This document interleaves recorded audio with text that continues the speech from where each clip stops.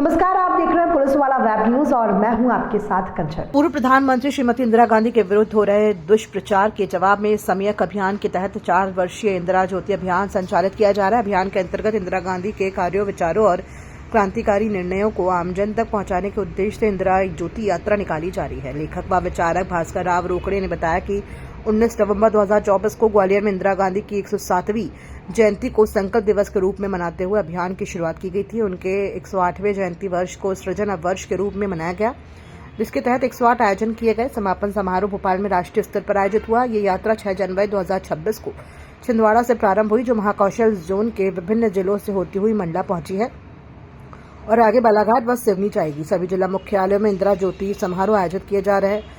24 जनवरी को भोपाल में भारतीय सशक्त महिला दिवस समारोह आयोजित होगा।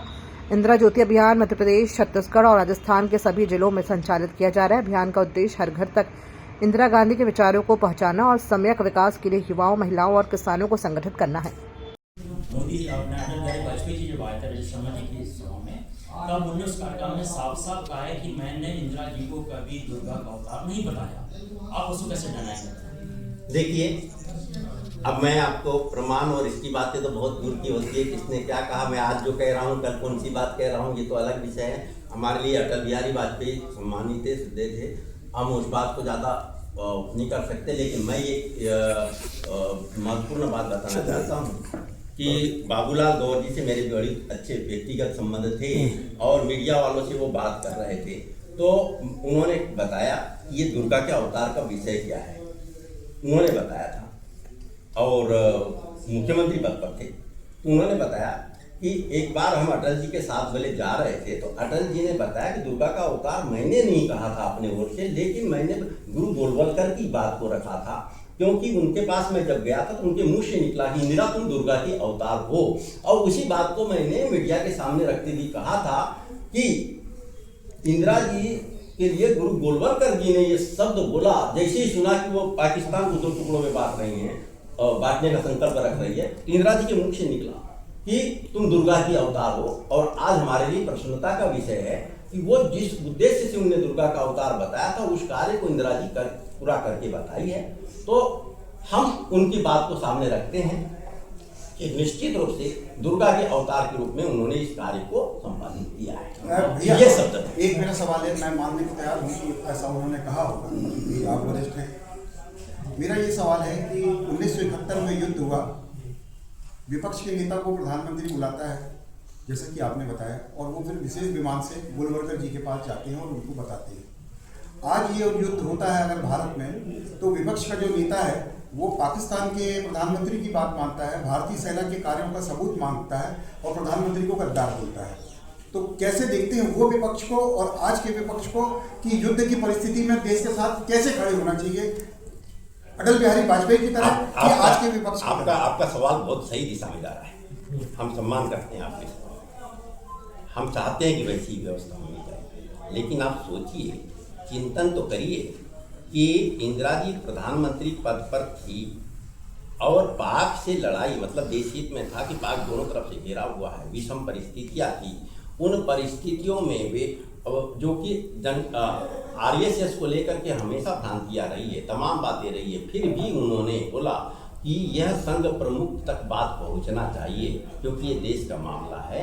और विपक्ष के नेता होते हुए अटल जी को उन्होंने बुलाया और अटल जी को विशेष विमान से वहाँ भेज करके और बात कराने के लिए कहा, सहमति ली। और हम आपको बताना चाहते हैं, जब स्वर्ण मंदिर पे कार्यवाही होनी थी तो अटल जी बनारस में इलाज करा रहे थे, उन्हें पता लगाया अटल जी कहाँ हैं, जिस अस्पताल में वो इलाज करा रहे थे वहाँ तक हॉटलाइन फोन की व्यवस्था, लाइन बिछाई गई और अटल जी से उन्होंने बात किया, उनसे सहमति के साथ में उन्होंने उस चीज़ को किया। और हम आपको बताना चाहते हैं, राजीव जी प्रधानमंत्री थे और किसी गंभीर बीमारी के शिकार अटल बिहारी वाजपेयी जी हो गए थे, उनको इलाज कराने जाना था, उन्हें पता था, उनके तक खबर थी, तो उन्होंने किसी तरीके से विदेशी वाइस लेवल के प्रतिनिधि मंडल के साथ उनको भेज करके अमेरिका और लंदन भेजने का इंतजाम तक किया, उनके इलाज की व्यवस्था तक। नहीं, मेरा सवाल यह है कि मेरी बात को थोड़ा सुनिए, मैं आपके सवाल के जवाब पे ला रहा हूँ मित्र, आप मेरी बात को समझिए। तो उनको कोई व्यवस्था, वो वहाँ मर्यादा थी सत्ता पक्ष और विपक्ष की। उस समय में कोई भी विपक्ष के नेता के लिए अपमानजनक शब्द का उपयोग सदन में नहीं करता था। जब प्रधानमंत्री खुद अपमानजनक शब्दों का उपयोग करेंगे तो हम दूसरों अभियान का नाम सही बता। दरअसल भारत सरकार ने 25 जून को प्रतिवर्ष जिस दिन आपातकाल लगा था उसको संविधान हत्या दिवस घोषित कर दिया 12 जुलाई को, वो भी असाधारण राजपत्र में प्रकाशित करके। बहुत ही गलत निर्णय था। मैंने उसके खिलाफ न्यायालय में भी गया, हाईकोर्ट में भी लगा है कि असाधारण राजपत्र का ऐसा दुरुपयोग नहीं किया जा सकता, और जिस भाषा का उपयोग किया गया है ये संभव नहीं है। न सदन के पास अधिकार होता है न सरकार के पास अधिकार होता है कि जब कोई व्यक्ति अब नहीं रहे हैं और उस समय की घटना है, उस पर पहले भी न्यायालय की ओर से निर्णय आ चुके हैं, आयोग बना था उसकी ओर से निर्णय आ चुके हैं, तो अब सरकार इतने सालों के बाद बदले की भावना में जलते हुए इस प्रकार का आदेश जारी नहीं कर सकती। एक प्रकार का ये निर्णय है, निर्णय लेने का अधिकार इतने साल के बाद सरकार को नहीं है। उसके बाद हमने दिल्ली, मुंबई, लखनऊ, जयपुर आदि देश के भिन्न भिन्न राज्यों के राजधानियों में जाकर प्रेस कॉन्फ्रेंसेस करके हमने उस बात को रखा कि आपातकाल एक्चुअल में किन परिस्थितियों में लगाया गया था, और उसके साथ साथ हमने इंदिरा जी के कार्यों और विचारों के बारे में बात रखी। तो हमें आपको बताते हुए प्रसन्नता हो रही कि पत्रकार बंधुओं ने भी हमें बड़ा सपोर्ट किया। उन्होंने कहा कि दरअसल इंदिरा जी ने जो उस समय काम किए थे वो समानतामूलक शासन व्यवस्था के लिए बहुत ही अनिवार्य था। तो उसके बाद हमने देखा कि इंदिरा जी को पद से हटाने का संकल्प लेने वाली राजमाता विजया राजे सिंधिया थी। एक घटनाक्रम ऐसा हुआ था, और उसके बाद में उन्होंने निर्वाचित सरकार को 1967 में गिरा दी थी हमारे मध्य प्रदेश की, और संयुक्त विधायक दल की सरकार बन गई। और उसके बाद भी पूरे 561 देशी रियासतों को एकजुट किया गया था। और मध्य प्रदेश में तभी 2020 में भी एक घटना हुआ कि सिंधिया परिवार के ही व्यक्ति ने हमारी सरकार को गिरा दिया। तो हमने बोला कि नहीं, अब इंदिरा ज्योति अभियान हमको शुरू करना पड़ेगा। तो राजमहल के सामने, जय विलास पैलेस के सामने ग्वालियर में हमने इंदिरा जी की 107वीं जयंती का समारोह आयोजित किया। उसे संकल्प दिवस समारोह के रूप में आयोजित किया, और उपस्थित जन समुदाय ने अपने अपने मन मंदिर में इंदिरा जी को शक्ति स्वरूपा माता के रूप में प्राण प्रतिष्ठा किया बाकायदा। और उसके बाद हमने 4 वर्षीय इंदिरा ज्योति अभियान की शुरुआत की है। इस अभियान के माध्यम से इंदिरा जी ने जो उस समय कार्य किए थे और जिससे बेरोजगारी समाप्त हो गई थी, सबसे बड़ी बात बेरोजगारी की थी, बेरोजगारी समाप्त हो गई थी और एक अच्छा विकास का वातावरण बन के सामने आया था। उन बातों को हम जन जन तक पहुंचाएंगे, हर घर हर द्वार तक इंदिरा ज्योति के माध्यम से हम संदेश को पहुंचाना चाहते हैं। हमारा मुख्य उद्देश्य है शिक्षित बेरोजगार युवाओं के लिए सम्मानजनक रोजगार के अवसर उपलब्ध हो, आउटसोर्सिंग प्रणाली पूर्ण तरह बंद हो जाए। एक बूढ़ा बाप नौकरी करने जाए और जवान बेटा रोजगार के अभाव में घर में सोता रहे, ये बर्दाश्त तो नहीं किया जा सकता। इन बातों को लेकर के हम अभियान चला रहे हैं। अब एक बात आई बीच में कि भाई इस अभियान को और गति देने के लिए पहले मैंने 45 दिवसीय यात्रा किया था सम्यक अभियान के माध्यम से, तो उन्होंने कहा कि एक यात्रा और निकलनी चाहिए। तो महात्मा गांधी ने असहयोग आंदोलन की शुरुआत 6 जनवरी 1921 को छिंदवाड़ा के चिटनीसगंज से किया था, जिसे अब गांधीगंज कहा जाता है। उसी स्थान से हमने इंदिरा ज्योति यात्रा की शुरुआत किया है। मध्य प्रदेश, छत्तीसगढ़, राजस्थान को हमने 15 जोन में बांटा है। अलग अलग जोन में अलग अलग तारीख में यात्रा निकलेगी।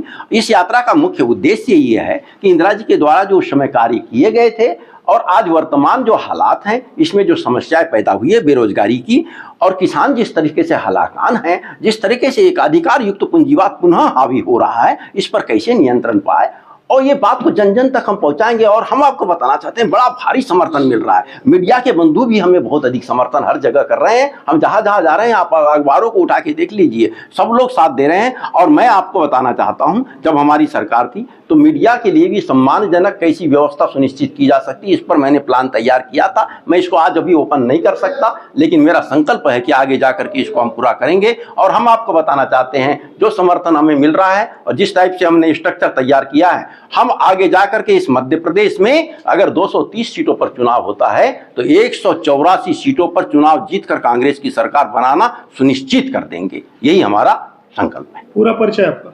भास्कर राव रोकड़े। मैंने सम्यक अभियान शुरू किया था 2 मई 2022 से, और वो अभियान चल रहा है। उस सम्यक अभियान के तहत ये इंदिरा ज्योति अभियान चल रहा है, और इसी अभियान के तहत महात्मा गांधी की अवधारणा के राम राज्य को धरातल पर उतारने के लिए चले राम राज्य की ओर अभियान भी चल रहा है। पार्टी में किस पद पे हैं आप? जी, मैं तो सम्यक अभियान चला रहा हूं, पार्टी का साधारण कार्यकर्ता हूं, और पार्टी की ओर से रिकॉग्नाइज कार्यक्रम है ये अभियान